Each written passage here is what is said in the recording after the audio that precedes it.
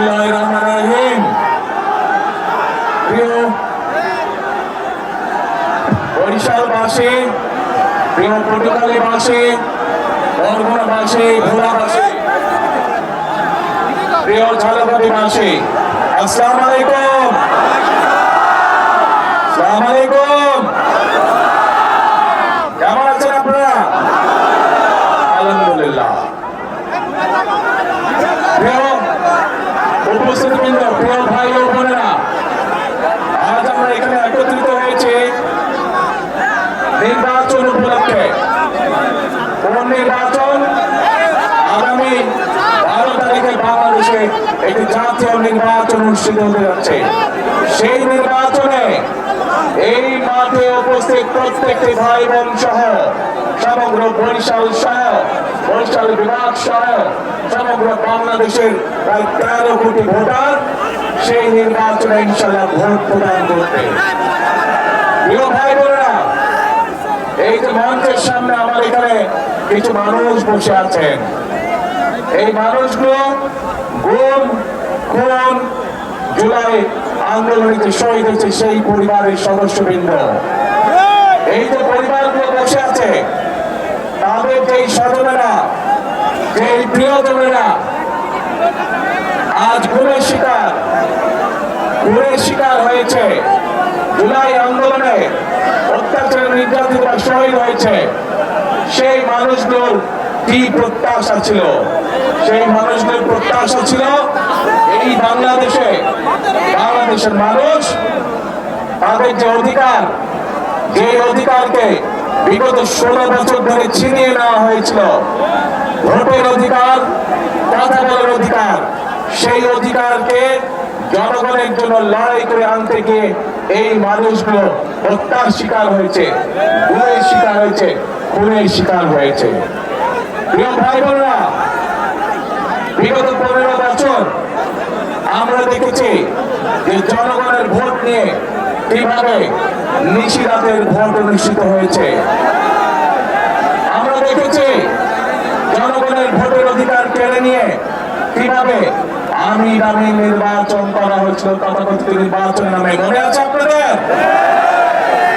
কিন্তু প্রিয় ভাই বোনেরা, গত 24 সালের ছাত্র জনতার আন্দোলনের মুখে সেই আমি নামে নির্বাচনের মালিক যারা, নিশিরাতের নির্বাচনের মালিক যারা, তারা জনগণের প্রতিরোধের মুখে এই বাংলাদেশ ছেড়ে পালিয়ে যেতে বাধ্য হয়েছে। এখন এই বাংলাদেশ হচ্ছে জনগণের বাংলাদেশ।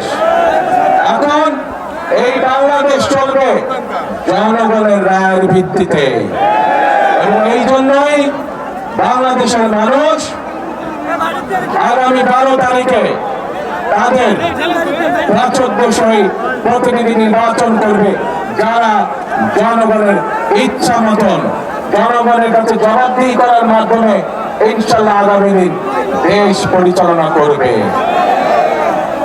কিন্তু প্রিয় ভাই বোনেরা, 5ই আগস্টের পরবর্তীতে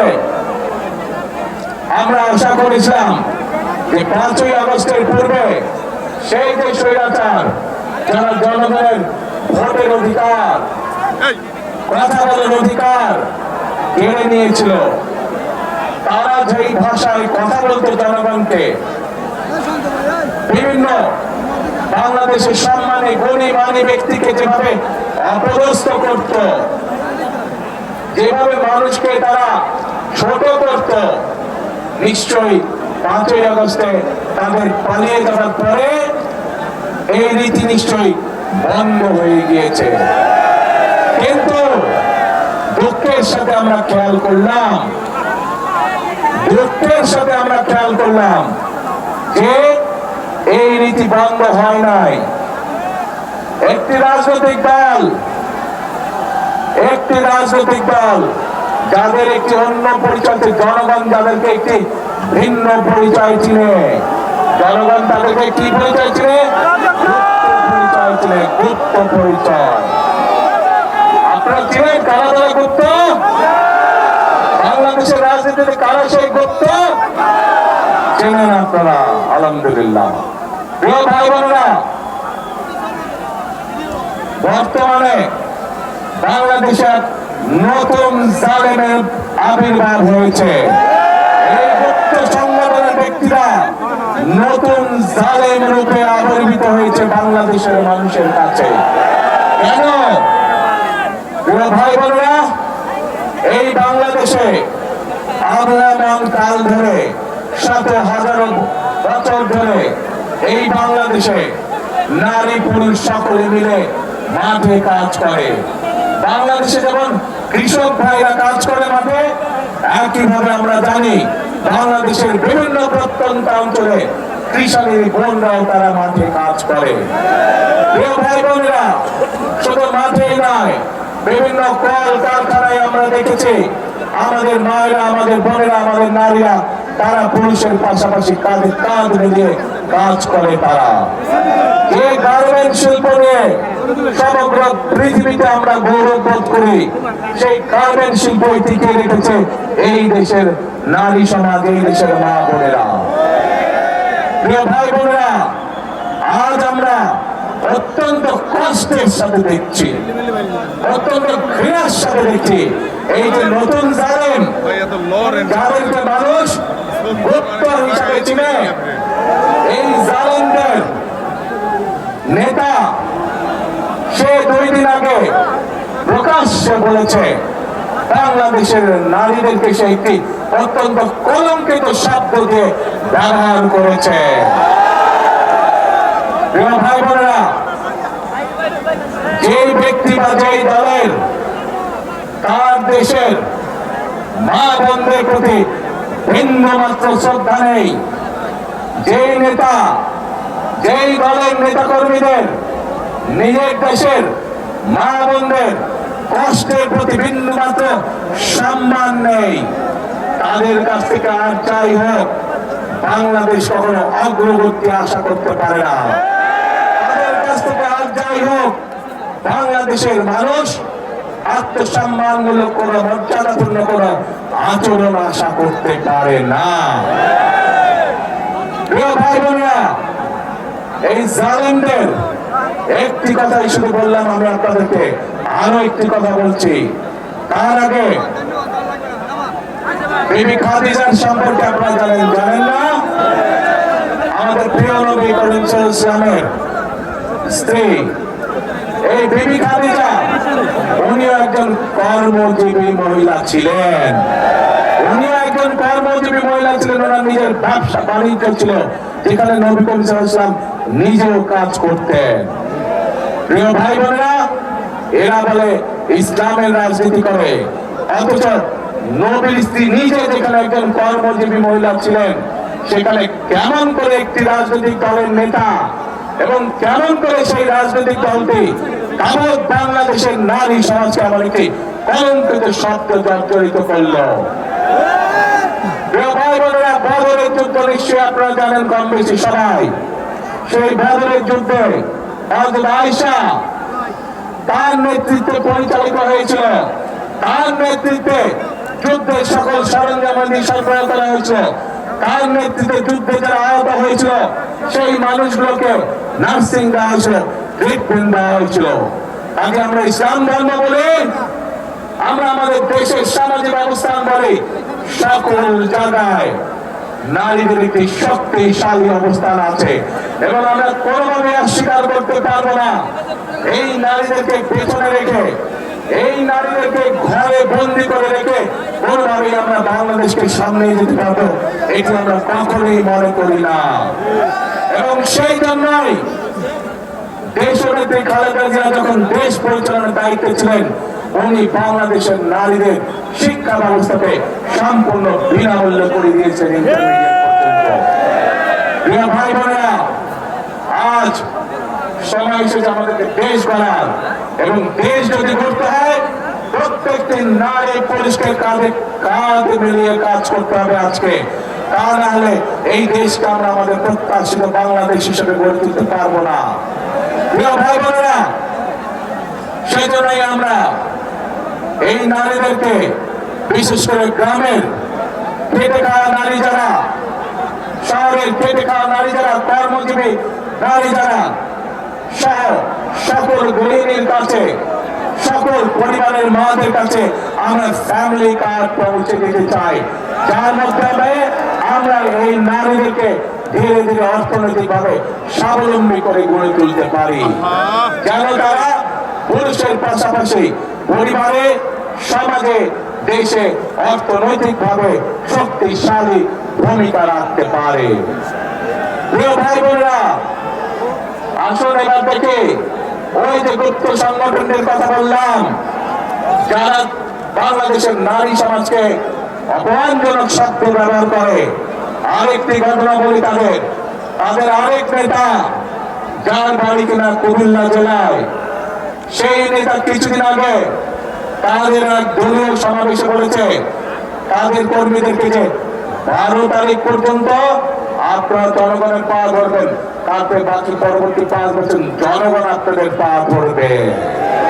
প্রিয় ভাই বোনেরা, চিন্তা করুন, এইরকম কথা কে বলতে পারে যে 12 তারিখ পর্যন্ত তাদের নেতা কর্মীরা জনগণের পা ধরবে, তাহলে 12 তারিখের পর থেকে জনগণ তাদের পিছে পিছে করবে, জনগণ তাদের পা ধরবে। এই কথা থেকে প্রমাণিত হয় কি তাদের মেন্টালিটি, কোন পর্যায়ের মানুষ হলে তারা জনগণকে নির্গত তুচ্ছ তাচ্ছিল্য কথা তারা বলতে পারে। প্রিয় ভাই বোনেরা, এইসব লোক যদি নির্বাচিত হয়, এইসব লোক যদি দায়িত্ব পায়, তাহলে আজকেই আমাদের কাছে পরিষ্কার হয়ে যাচ্ছে যে জনগণের ভাগ্যের কি দুর্বিষহ অবস্থা হবে, দেশের মানুষের ভাগ্যের কি দুর্বিষহ অবস্থা হবে। যাদের মনে এই কথা, এবং মনের কথাই বেরিয়ে এসছে তাদের বাস্তবে, কাজেই প্রিয় ভাই বোনেরা, এইসব গুপ্তদের বিরুদ্ধে আপনাদেরকে সতর্ক থাকতে হবে, সজাগ থাকতে হবে। যারা দেশের মানুষকে সম্মান করতে জানে না, যারা পরিকল্পনা করে রাখে যে 12 তারিখের পর থেকে তারা জনগণকে নাকে দড়ি দিয়ে ঘোরাবে, তাদেরকে উচিত শিক্ষা আপনাদেরকে দিতে হবে। প্রিয় ভাই বোনেরা, এইসব গুপ্তরা সেই 86 সাল 71 সাল ইতিহাস যদি দেখি আমরা, সব সময় যারা দেশ থেকে পালিয়ে গেছে তাদের সাথে সব সময় এই পাশ তাহলে ওপাশ, মন্ত্রের এপিট তাহলে ওপিট হিসেবেই তারা ছিল। তাদের কাছ থেকে দেশের মানুষ ভালো কোনো কিছু আশা করতে পারে না। প্রিয় ভাই বোনেরা, বিশাল এই বরিশাল বিভাগ 1993 সালে বিএনপি তথা দেশনেত্রী খালেদা জিয়ার সরকার এই বরিশালকে বিভাগ হিসাবে ঘোষণা করেছিলেন। প্রিয় ভাই বোনেরা, তারপরে নদীর পানি অনেক দূর গড়িয়ে গিয়েছে, আমরা এলাকার উন্নয়নে বিভিন্ন সময় বিভিন্ন কাজ করেছি, কিন্তু আরো বহু কাজ করা বাকি।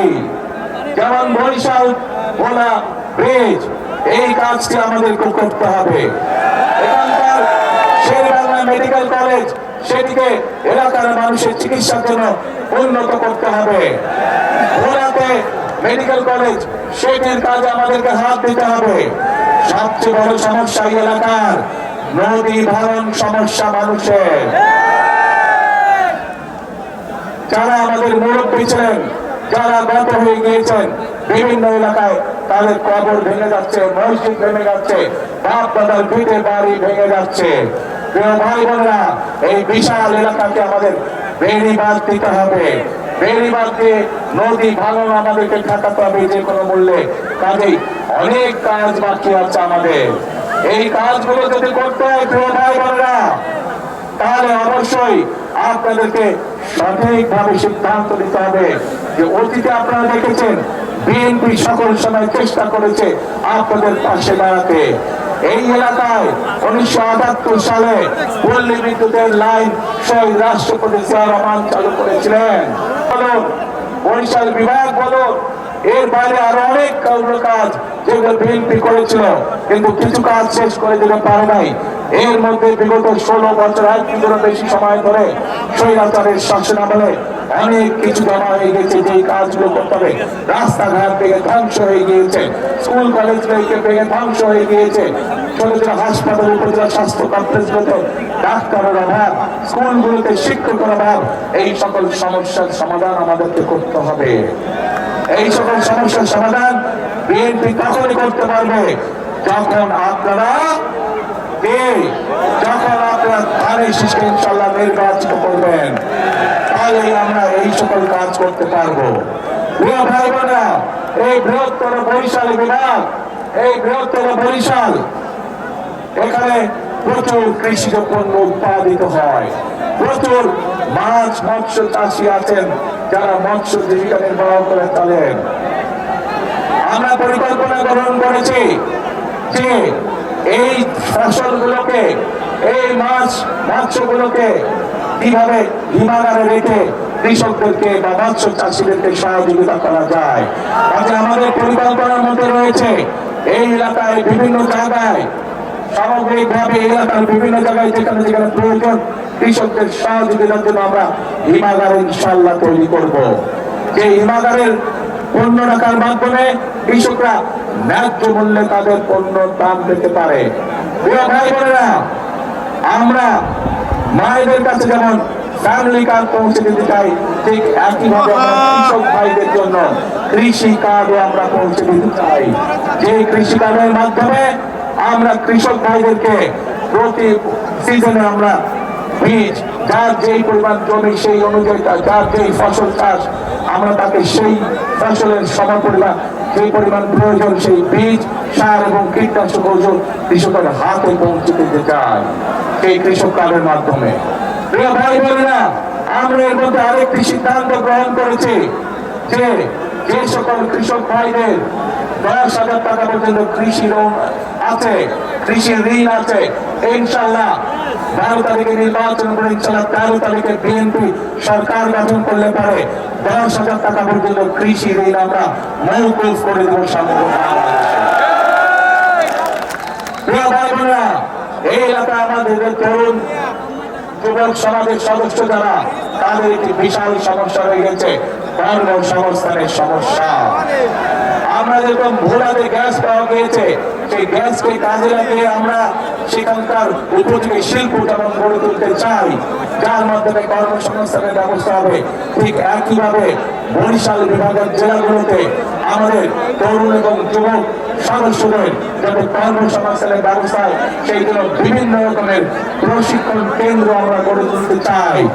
যে প্রশিক্ষণ কেন্দ্রগুলোতে প্রশিক্ষণ লাভের মাধ্যমে আমাদের যুবক সমাজের সদস্যরা, তরুণ সমাজের সদস্যরা কর্মসংস্থানের ব্যবস্থা করতে পারবেন, ছোট ছোট ব্যবসা বাণিজ্য শুরু করতে পারবেন, এমনকি বিদেশেও তারা কর্মসংস্থানের ব্যবস্থা করে বিদেশে যেতে পারবেন। প্রিয় ভাই বোনেরা, এই এলাকার বিশেষ করে ভোলা সহ বরিশালের প্রত্যন্ত অঞ্চল সহ অনেকগুলো জায়গা আছে যেখানে মানুষ সঠিকভাবে চিকিৎসার সুবিধা পায় না। আমরা দেশের মানুষকে, বিশেষ করে মা বোনদেরকে এবং শিশুদেরকে গ্রামে গ্রামে ঘরে ঘরে চিকিৎসা সুবিধা পৌঁছে দেওয়ার জন্য আমরা হেলথ কেয়ারার নিযুক্ত করতে চাই। হেলথ কেয়ারার আমরা ট্রেনিং দিয়ে নিযুক্ত করতে চাই। তাদের কাজ হবে গ্রামে গঞ্জে, গ্রামে গ্রামে গিয়ে মা বোনদেরকে, শিশুদেরকে ঘরে বসে চিকিৎসা দেওয়া, ছোটখাটো অসুখ, যাতে করে মা বোনদেরকে কষ্ট করে হাসপাতালে না আসতে হয়। প্রিয় ভাই বোনেরা, আমরা পরিকল্পনা গ্রহণ করেছি, বাংলাদেশের নারী সমাজকে স্বাবলম্বী করার জন্য। আমরা পরিকল্পনা করেছি যুবকদেরকে প্রশিক্ষণের মাধ্যমে এবং এই অঞ্চলের উপযোগী কি কি কলকারখানা হতে পারে সেগুলো পরিকল্পনা গ্রহণ করে মাধ্যমে কর্মসংস্থানের বিকাশের কর্মসংস্থানের ব্যবস্থা করা। আমরা পরিকল্পনা গ্রহণ করেছি কৃষক ভাইদেরকে কৃষি 10,000 টাকা পর্যন্ত কৃষি ঋণ মওকুফ করার মাধ্যমে এবং কৃষক কার্ড দেওয়ার মাধ্যমে তাদের পাশে কিভাবে দাঁড়ানো যায়, তাদেরকে কিভাবে সহযোগিতা করা যায়। প্রিয় ভাই বোনেরা, আমাদের দেশে বহু ইয়াং ছেলে মেয়ে আছে যারা খেলাধুলায় ভালো।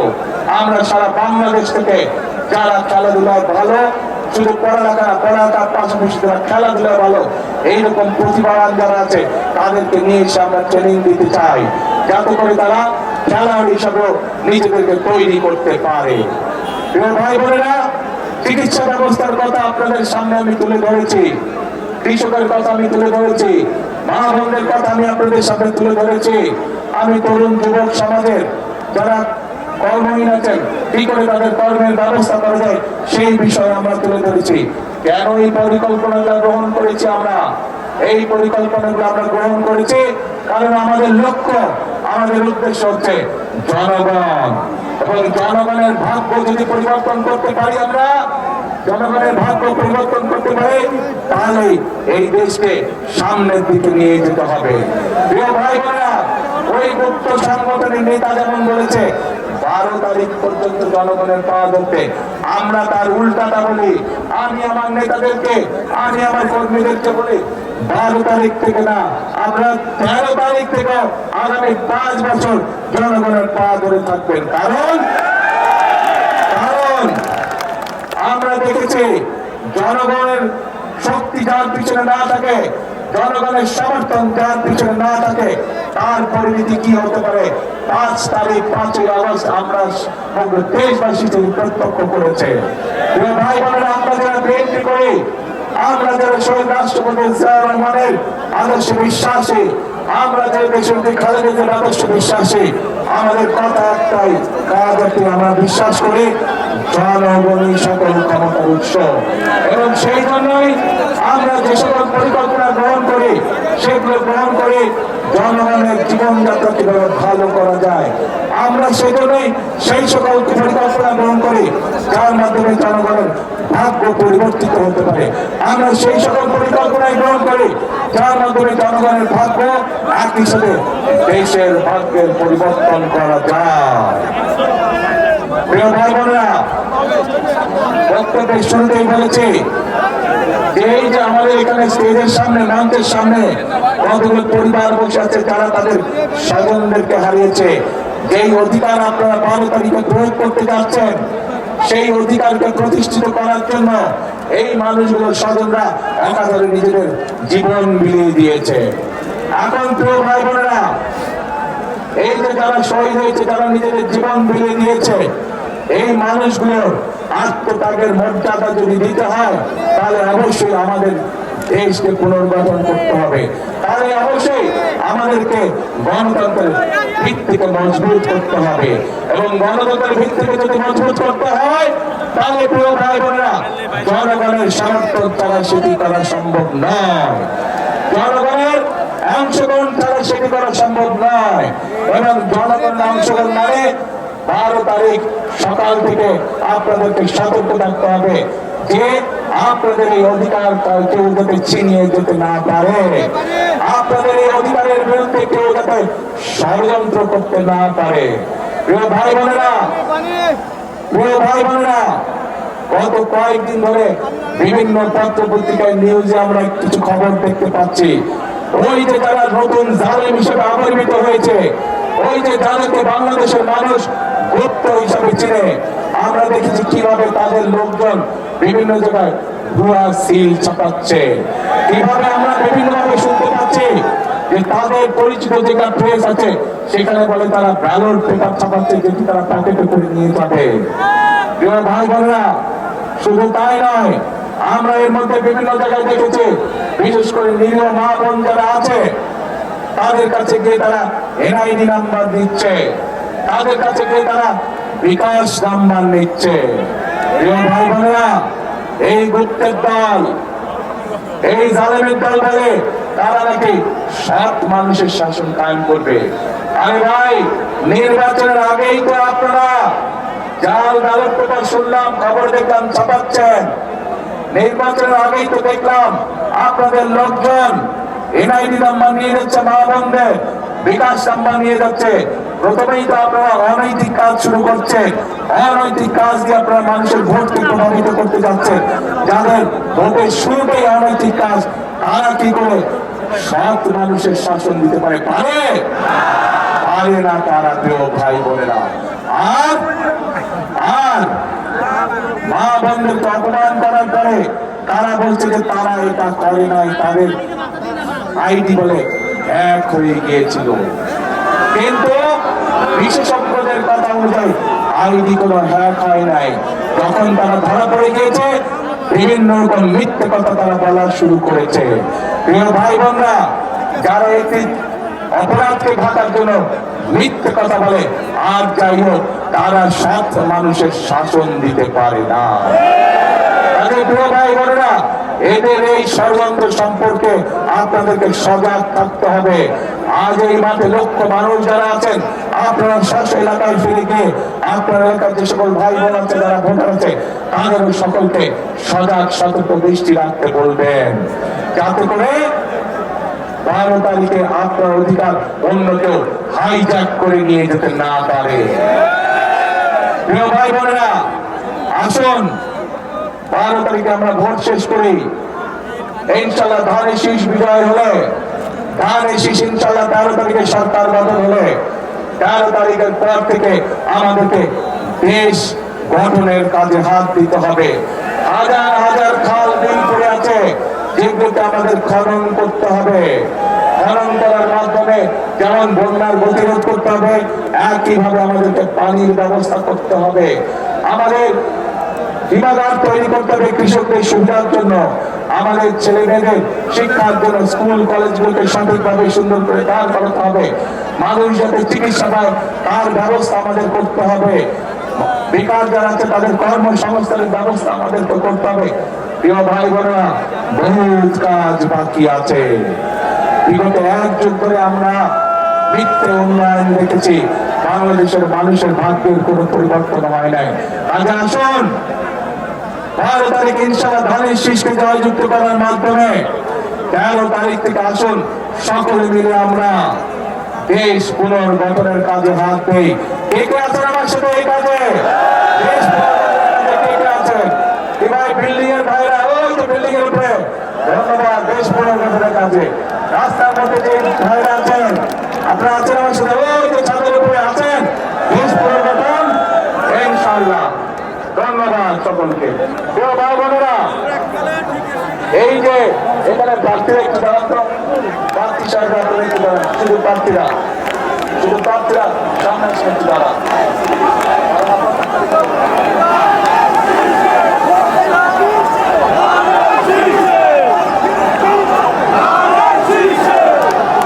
প্রিয় ভাই বোনেরা, এই যে আমার দুই পাশে দেখছেন ধানের শীষ একজন দাঁড়িয়ে আছে। আমাদের বক্তব্য হচ্ছে ওই গুপ্ত তাদের বিপরীত বক্তব্য। এই মানুষগুলোকে দিয়ে গেলাম আপনাদের কাছে আমি ধানের শীষ আছে। 12 তারিখ পর্যন্ত এদেরকে দেখে রাখবেন আপনারা। 13 তারিখ থেকে বিজয় ইনশাল্লাহ এরা আপনাদেরকে দেখে রাখবে, এরা আপনাদের প্রায় করে থাকবে, এরা আপনাদের এলাকায় করে থাকবে এলাকার উন্নয়নের জন্য। প্রিয় ভাই বোনেরা, এখানে যাদেরকে দেখছেন সবাই হচ্ছে ধানের শীষ। ধানের শীষের সাথে আমাদের আরেক ভাই আছে এই এলাকার ছেলে, আমাদেরকে আন্দোলন সংগ্রামে আমাদের সাথে ছিল, তাকেও দয়া করে আপনারা বিজয় করে নিয়ে আসবেন। সে আমাদের একজন। আর প্রিয় ভাই বোনেরা, আপনারা ছিলেন ভোলার মানুষ, ঐতিহ্যবাহী পরিবারের ছেলে, গরুগাড়ি মার্কা, তাকে আপনারা দেশ উন্নয়নের সুযোগ দেবেন, এলাকার কাজ, এলাকার উন্নয়ন, মানুষের সমস্যার সমাধানের সুযোগ দেবেন ইনশাআল্লাহ। প্রিয় ভাই বোনেরা, আসুন আমাদের কাজ হবে 13 তারিখ থেকে দেশ পুনর্গঠনে। আর এই এলাকায় শহীদ জিয়া যে কাজটি শুরু করেছেন, খাল খননের কাজ, ইনশাআল্লাহ 13 তারিখে বিএনপি সরকার গঠন করলে আমি খাল খনন করতে আসবো। কে কে যাবেন আমার সাথে খাল খনন করতে? ইনশাআল্লাহ আমরা 13 তারিখ থেকে ইনশাআল্লাহ খাল খনন কর্মসূচি শুরু করবো। প্রিয় ভাই বোনেরা, শেষ কথার এক কথা, করবো কাজ, করবো দেশ, করবো কাজ, করবো কাজ, সবার আগে বাংলাদেশ। আল্লাহ হাফেজ। বাংলাদেশ জিন্দাবাদ। বাংলাদেশ জাতীয়তাবাদী দল জিন্দাবাদ। আসসালামু আলাইকুম।